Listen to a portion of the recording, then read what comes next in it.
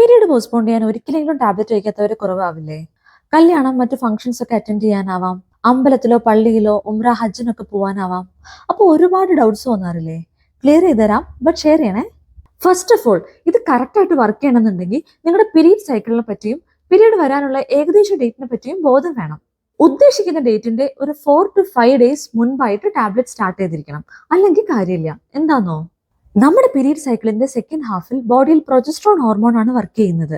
അതിന്റെ level fall ചെയ്ത് യൂട്രസിനെ withdraw ചെയ്യുമ്പോഴാണ് പീരീഡ് കിട്ടുന്നത്. അപ്പോൾ ആ ഫോൾ വരുന്നതിന് മുമ്പായി പുറത്തുനിന്ന് പ്രൊജസ്ട്രോൺ ഹോർമോൺ തന്നെ എടുത്ത് ലെവൽ മെയിൻറ്റെയിൻ ചെയ്യാനാണ് ഉദ്ദേശം.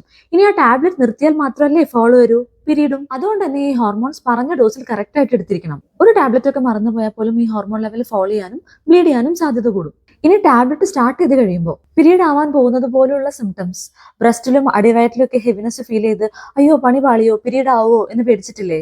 ഇത് പ്രൊജസ്ട്രോൺ ഹോർമോണിന്റെ എഫക്റ്റ് ആണ്, അല്ലാതെ പീരീഡ് ആവുന്നതിന്റെ സിംറ്റംസ് അല്ല. ടാബ്ലറ്റ് കഴിച്ചുകൊണ്ടിരിക്കുന്ന അത്രയും ടൈം ബ്ലീഡിംഗ് ഉണ്ടാവില്ല. നിങ്ങൾക്ക് വേണ്ടത്ര ടൈം പോസ്റ്റ്പോൺ ചെയ്ത് കഴിഞ്ഞാൽ ടാബ്ലറ്റ് നിർത്താം. ഇനി അടുത്ത ഡൗട്ട്, നിർത്തി കഴിഞ്ഞാൽ ഉടനെ പീരീഡ് കിട്ടുമോ? വേണമെന്നില്ല. ഓരോരുത്തരുടെ ബോഡിയിലെ ഹോർമോൺ ലെവൽ അനുസരിച്ച് ഫോളിൽ വേരിയേഷൻ കാണും. ചിലർക്ക് നിർത്തിയ ഉടനെ തന്നെ കിട്ടും. ഇനി കിട്ടിയില്ലെങ്കിൽ 10 to 15 days വരെ വെയിറ്റ് ചെയ്യാം. അതിനിടയ്ക്ക് ഓടിപ്പടിച്ച് വരേണ്ട കാര്യമില്ല. അപ്പൊ എല്ലാം ക്ലിയർ ആയോ? ഇനി ഡൗട്ട് എന്തെങ്കിലും ബാക്കിയുണ്ടെങ്കിൽ ഇവിടെ കമന്റ് ബോക്സ്